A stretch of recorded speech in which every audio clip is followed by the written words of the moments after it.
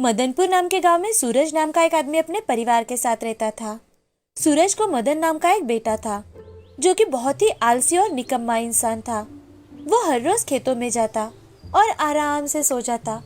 अगर कोई उससे कुछ पूछे तो वो जवाब भी नहीं देता था। तो एक दिन सूरज अपनी पत्नी से, भूमि, हमारा बेटा दिन ब दिन बहुत ही आलसी और निकम्मा होता जा रहा है। पता नहीं कब सुधरेगा। हाँ जी, मुझे भी उसकी बड़ी चिंता लगी रहती है।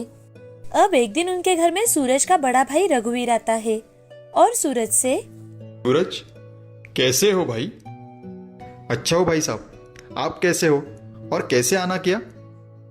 सूरज, तू तो जानता है कि मेरा बेटा शहर में जॉब पर लग चुका है और अब मुझे कोई काम भी नहीं होता। तो मैं सोच रहा था कि क्यों ना अपनी भैंस को बेच दूं। अगर तुम्हारी नजर में कोई ऐसा हो जो भैंस खरीदना चाहता हो तो मुझे बताना। जी जरूर भाई साहब। रघुवीर के वहां से जाते ही सूरज मन ही मन, क्यों ना भाई साहब से मैं ही भैंस खरीद लूं ताकि मेरा निकम्मा बेटा कुछ कर सके। सूरज अपने मन की बात भूमि को बताता है और रघुवीर से उसकी भैंस को खरीद लेता है। सूरज के बार बार बोलने पर मदन भैंस का दूध निकालकर शाम के समय गांव में ही बेचने लगा। साथ ही मयूर नाम के एक इंसान के गांव के बाहर हाईवे पर चाय की दुकान थी जहां मदन सुबह दूध बेचकर आता था। लोग भी उसके भैंस के दूध की प्रशंसा करते।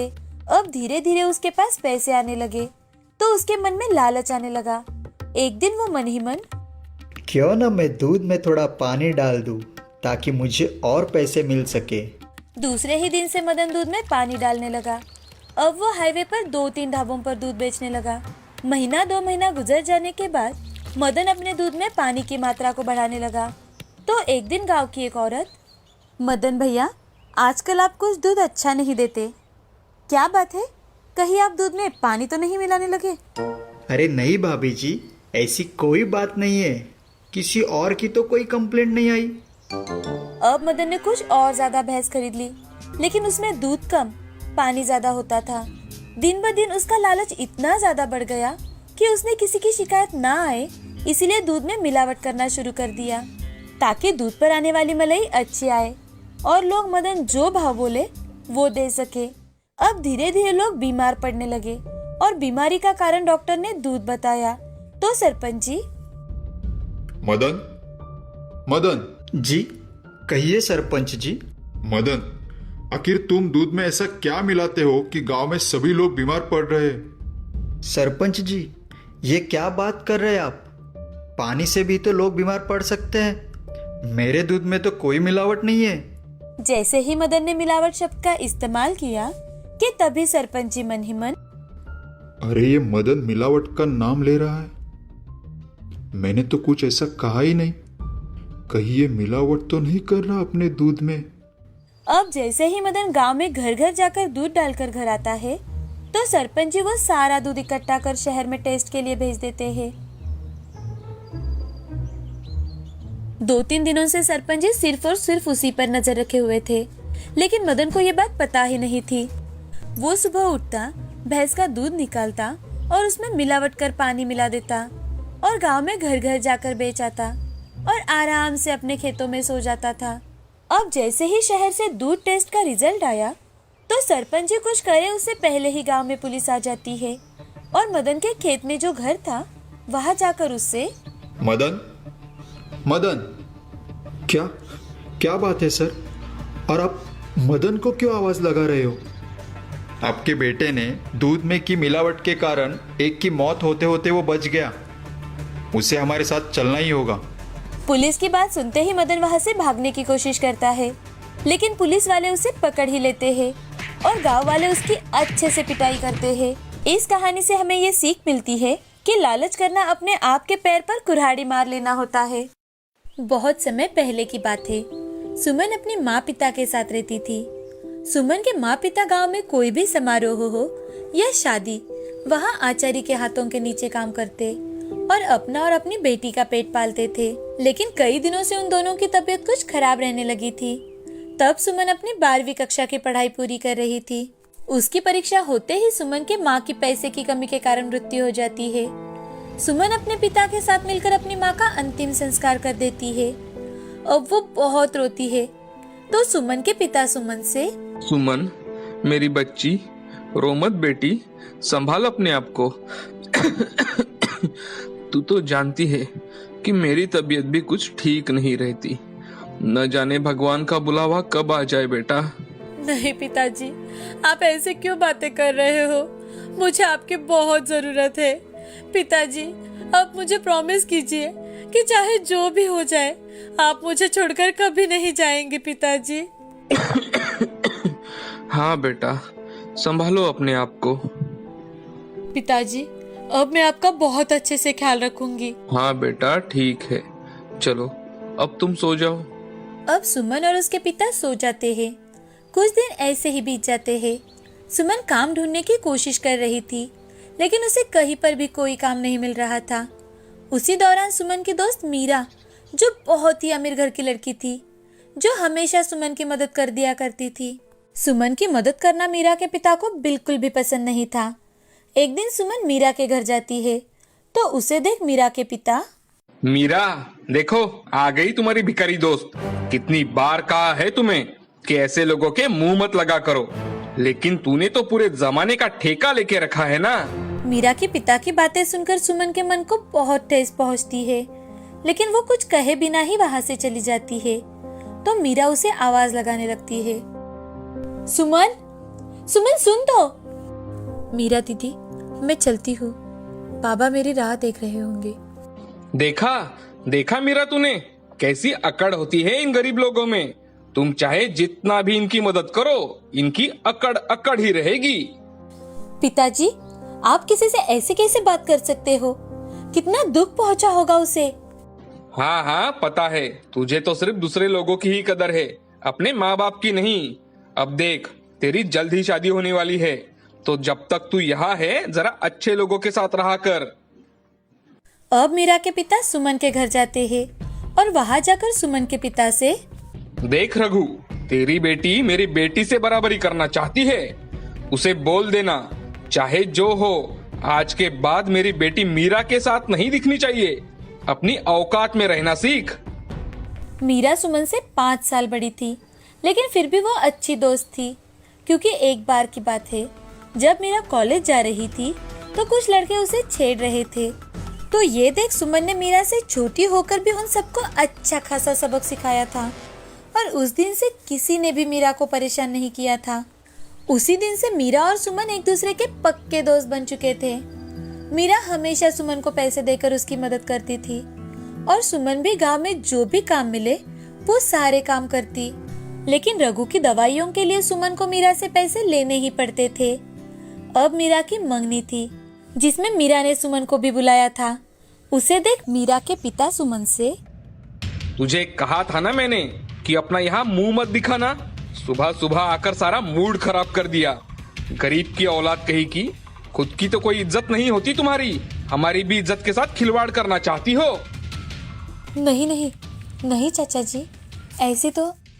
सुमन बोल ही रही थी कि तभी मीरा की माँ बहुत परेशान अवस्था में वहां जाती है और मीरा के पिता से, अजय सुनिए, यहाँ तो आइए जरा।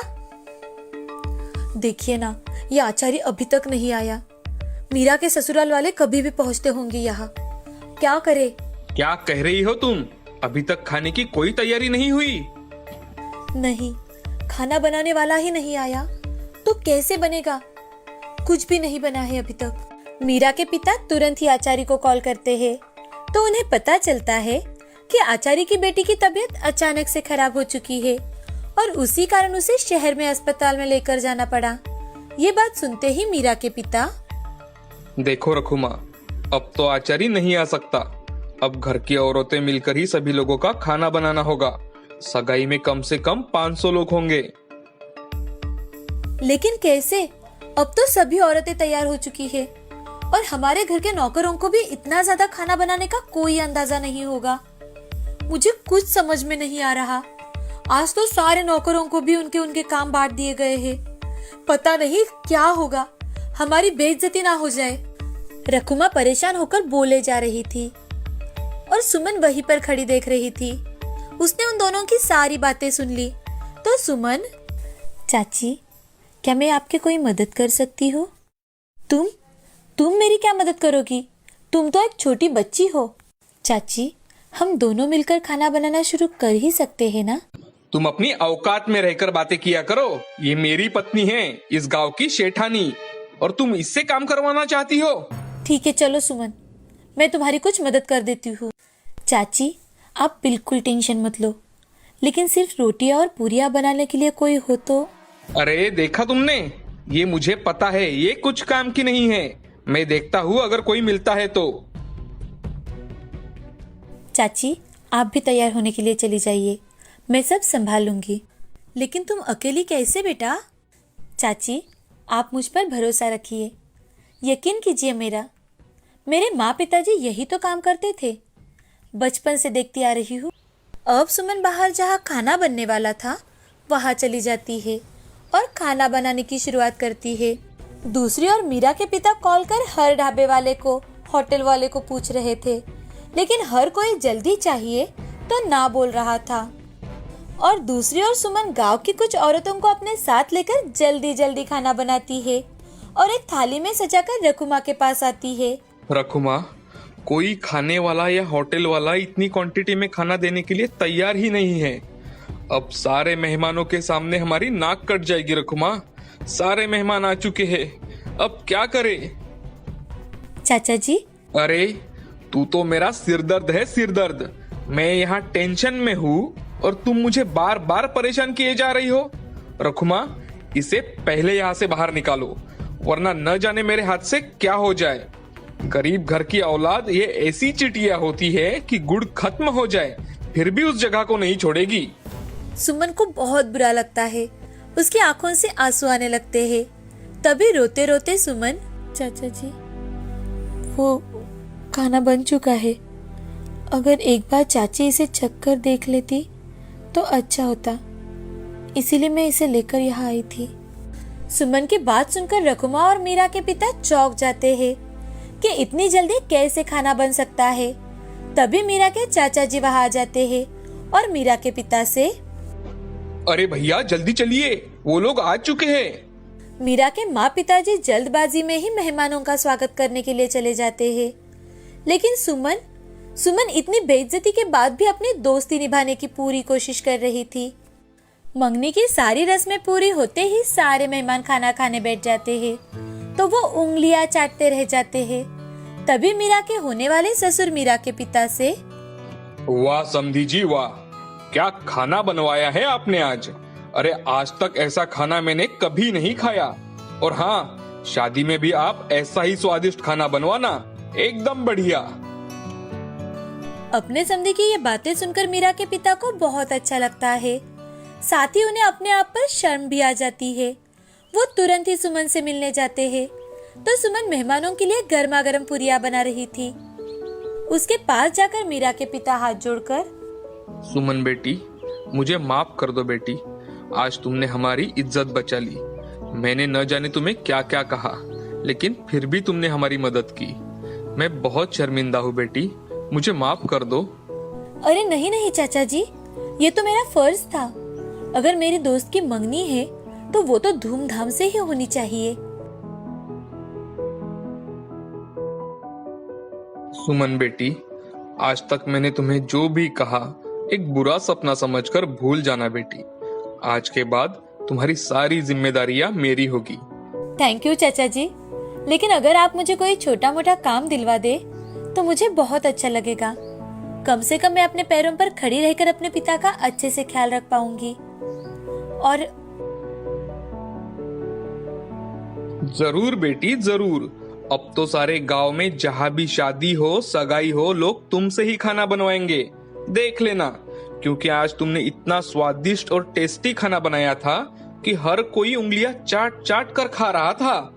आज के बाद जब भी तुम्हें किसी भी चीज की जरूरत हो, तुम बेझिझक मुझसे कह सकती हो। उस दिन से सुमन गांव के हर एक समारोह में खाना बनाने के ऑर्डर्स लेने लगी। इतना ही नहीं, अपने पिता का ख्याल रखते रखते उसने अपनी आगे की पढ़ाई भी शुरू की। कुछ ही दिनों में उसके पिता की तबीयत भी ठीक हो जाती है और वो भी उसके काम में मदद करने लगे। उसने कुछ ही सालों में अपना होटल मैनेजमेंट का कोर्स पूरा किया और खुद का शहर में एक बहुत बड़ा होटल शुरू किया, जिसमें मैरिज हॉल की भी व्यवस्था की। कई सारे लोगों को उसने काम पर रखा। अब वो गांव की एक प्रतिष्ठित व्यक्ति बन चुकी है। इस कहानी से हमें ये सीख मिलती है कि परिस्थिति चाहे जो भी हो, लेकिन अगर अच्छे संस्कार हो तो कोई भी गरीब अपने आप को एक ऊंचे शिखर पर ले जा सकता है।